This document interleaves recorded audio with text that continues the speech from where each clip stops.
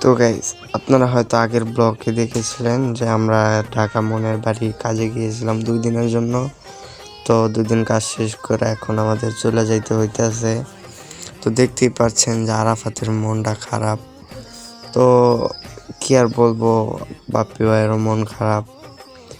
কিছু বলার নাই, আসলে শুটিং শেষ করে যখন যাইতে হয় তখন সবারই মনটা খারাপ থাকে। আমি যে ভিডিও করতেছি আরাফাত সেটা জানি না যে মন খারাপ করে বসে আছে। কিরে মন খারাপ? মন খারাপ? না এই 2 দিন শুটিং করলাম, বাসায় গিয়ে দেখি না একটু অন্যরকম। তাই আপনারা শুনলেন তো আরাফাত কি বললো, 2-3 দিন শুটিং করলাম তাই সবাই ছেড়ে যাইতে হইতেছে। তো এমন ফিলিংস হওয়াটা স্বাভাবিক। তো কি আর বলবো, অনেক মায়া জন্মাইছে। বাসের ভিতরে বসে রয়েছি, যাইতে হইতেছে, তো কথা বলতে পারতেছি না, তাই ব্যাকগ্রাউন্ড মিউজিক দিয়ে দিলাম, আপনারা কিছু মনে করবেন না।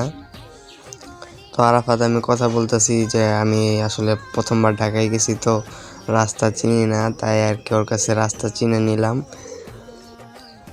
আপনারা যারা শুটিং করেন তারা হয়তো জানবেন যে কেমনে কি করতে হয়, কত পরিশ্রম করতে হয় আমাদের। তো আর কিছু বলার নাই। দেখতেই পারতেছেন আমি যখন আরাফাতের দিকে ক্যামেরা ঘুরাচ্ছি তখনই সে হাসে দিতেছে, কারণ তার মনটা অনেক খারাপ, তার জন্য আর কি সে বুঝতে দিতেছে না আমাদের যে তার মন খারাপ। তো বাস থেকে নেমে পড়লাম। বাস থেকে নামার পর আমাদের অন্য গাড়িতে ওঠার জন্য হাঁটতে হবে অনেক। তো আমরা হাঁটতেছি, আরাফাত আমার সামনে সামনে যাচ্ছে, আমি পিছনে পিছনে যাচ্ছি।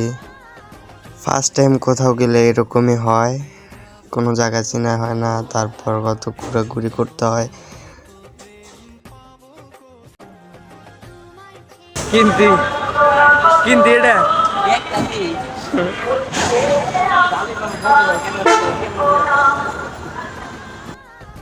ওই জায়গায় অনেক মজা টজা করার পর আরাফাত আমাকে বিদায় দিয়ে দিল। বিদায় দিয়ে সে বাসায় চলে গেল, আমাকে বাসে উঠাই দিয়া। তো এখন আমার মনটা খারাপ হয়ে গেল যে আরাফাত আমাকে বিদায় দিয়ে চলে গেল।